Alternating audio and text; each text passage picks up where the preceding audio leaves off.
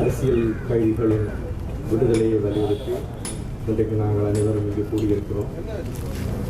இந்த விடுதலையை வலியுறுத்துகின்ற குரல் என்பது இன்று நேற்று ஆரம்பித்ததல்ல. 83ஆம் ஆண்டு ஜூலையிலே வெலிக்கரை சிறையிலே படுகொலை செய்யப்பட்ட அந்த அரசியல் கைதிகளினுடைய அந்த சாவில் இருந்துதான் எங்களுடைய குரல்கள் மீண்டும் மீண்டும் ஒலித்துக் கொண்டே இருக்கின்றன. எங்களுக்கு இன்னமும் ஞாபகம் இருக்கிறது, வெலிக்கடை சிறைச்சாலையிலே கொல்லப்பட்ட அந்த சிறை கைதிகளினுடைய அவர்கள் கொல்லப்பட்ட விதம், அவர்கள் அந்த இறுதி கணம் வரை அவர்கள் சந்தித்த வேதனைகள், அவலங்கள், அவ்வளவுக்கு மத்தியில் அவர்கள் துணிகரமாக நின்று தங்களுடைய உயிர்களை பாதுகாத்துக் கொள்ள மாத்திரமல்ல, தங்களுக்குரிய உரிமைகளை மீட்டெடுத்துக் கொள்ளவுமாக அவர்கள் அந்த சிறை கூடங்களுக்குள்ளே போராடிய நிலைமை, அந்த ஜூலை கலவரங்கள் இலங்கை முழுவதும் வியாபித்து தமிழ் மக்களுக்கு இழைக்கப்பட்ட மிகப்பெரிய இனப்படுகொலையின் சாட்சியங்களாக இன்றைக்கு தொடர்கின்ற நிலைமை, அதிலிருந்து தொடர்ச்சியாக ஒவ்வொரு காலகட்டங்களிலும் வெவ்வேறு குற்றச்சாட்டுகளை முன்வைத்தும் அவை எவையும் நிரூபிக்கப்படாமலும் சில சமயங்களில் இருக்கக்கூடிய மனித நேய மாண்புகளுக்கு அப்பாலும் அந்த கைதிகள் சிறை இருக்கப்பட்ட வரலாறு, இவை யாவற்றையுமே நாங்கள் இன்றைக்கு நினைவு கூர்ந்து கொண்டிருக்கிறோம். இன்றைக்கும் எங்களுடைய சகோதரர்கள் அந்த சிறை கூடங்களிலே வாடிக்கொண்டிருக்கிறார்கள். அவ்வாறான ஒரு சூழ்நிலையிலே சிறை கூடத்திலே கைதியாக, அரசியல் கைதியாக இருந்து பல ஆண்டுகளை தன்னுடைய இளமை காலத்தை தொலைத்து தன்னுடைய குடும்ப உறவுகளை சந்திக்காமல் வாழ்ந்து பிறகு ஒரு காலகட்ட பகுதியிலே விடுதலையான விவேகானந்தன் ஒரு சதீஷ் எழுதிய குருவரும் கைவிலங்கு என்ற அந்த நூல் இன்றைக்கு மக்கள் மத்தியிலே முன்கொண்டு வரப்படுகிறது. அந்த நூலை தான் சிறையிருந்த காலப்பகுதி முழுவதுமாக தான் பெற்ற அனுபவங்கள், தன்னுடைய அவதானிப்புகள், தன்னுடைய மீள்பார்வைகள் எல்லாவற்றையுமாக இணைத்துக் கொண்டு சதீஷ் அந்த நூலில் இருக்கக்கூடிய கட்டுரைகளை வரைந்திருந்தார்.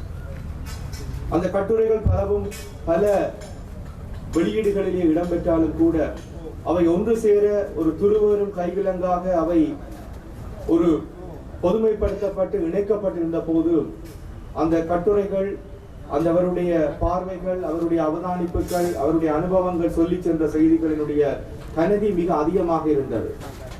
நான் நினைக்கின்றேன், ஒரு சிறை கைதியாக இருந்து தன்னுடைய அனுபவங்களை இவ்வாறு ஒன்று திரட்டி அவர் அளித்த அந்த நூலாக்கம் இன்றைக்கு கால பொருத்தமாக இன்றைய சூழலிலே இன்றைக்கு இங்கு மக்கள் முன் அது வெளியிட்டு வைக்கப்படுகிறது.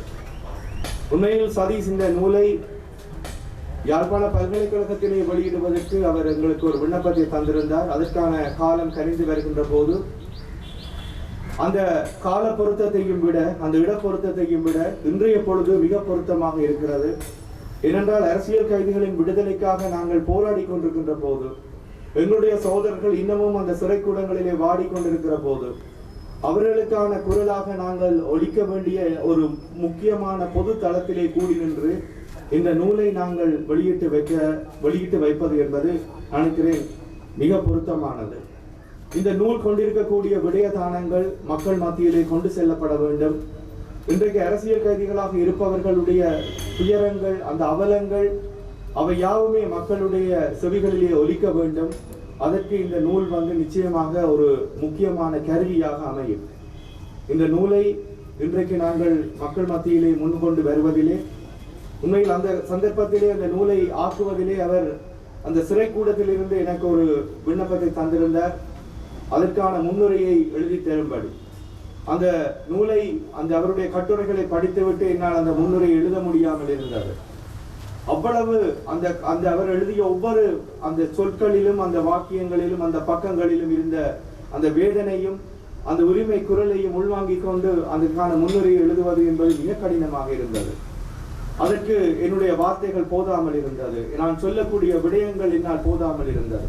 அத்தகைய கனதிமிக்க ஒரு ஆவணம் இன்றைக்கு உங்கள் முன் கொண்டு வரப்பட்டிருக்கிறது. இந்த ஆவணத்தின் மூலமாக 2 விடயங்களை நாங்கள் முன்வைக்கலாம் என்று நினைக்கின்றேன். ஒன்று, அரசியல் கைதிகளாக இருக்கக்கூடியவர்களுடைய துயரங்கள், அவலங்கள், அவர்களுடைய உரிமை குரல்கள் பற்றிய ஒரு செவிசாய்ப்பு. இரண்டாவது, அதற்கு நாங்கள் இடம் கொடுக்கக்கூடிய ஒரு கலந்துரையாடல் தளமும், அதனூடாக நாங்கள் மக்கள் மத்தியில் உருவாக்க வேண்டிய மிகப்பெரிய ஒரு விழிப்புணர்வு. இன்றைக்கு இது ஒரு 10ஓடு 11ஆக கலந்து நிற்க வேண்டிய விடயம் அல்ல. எங்களுடைய ஒரு அரசியல் குரலாக மாத்திரமல்லாமல் மிகப்பெரிய மனிதாபிமான குரலாகவும் அது உயர்ந்து நிற்க வேண்டும்.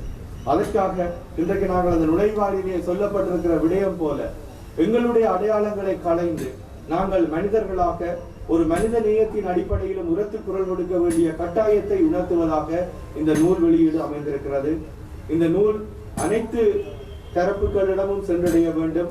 நான் நினைக்கின்றேன், முடியுமாக இருந்தால் அது ஏனைய மொழிகளிலும் மொழிபெயர்க்கப்பட்டு அது உலகின் கண் முன்னாலே எங்களுடைய தமிழ் அரசியல் கைதிகள் சந்தித்து வந்திருக்கின்ற வேதனைகளை சொல்வதாக அமைய வேண்டும். அதற்கான காலம் கைகூடி வரும். அதற்கு முன்னதாக எங்கள் கூடியிருக்கக்கூடிய சிறைகளில் வாடியிருக்கக்கூடிய அரசியல் கைதிகளின் விடுதலையை உடனடியாக அந்த விடுதலையை வலியுறுத்தி நாங்கள் அனைவரும் உரத்து குரல் கொடுப்போம். அதற்கான சரியான தருணம் இதுவாகத்தான் அமைந்திருக்கிறது.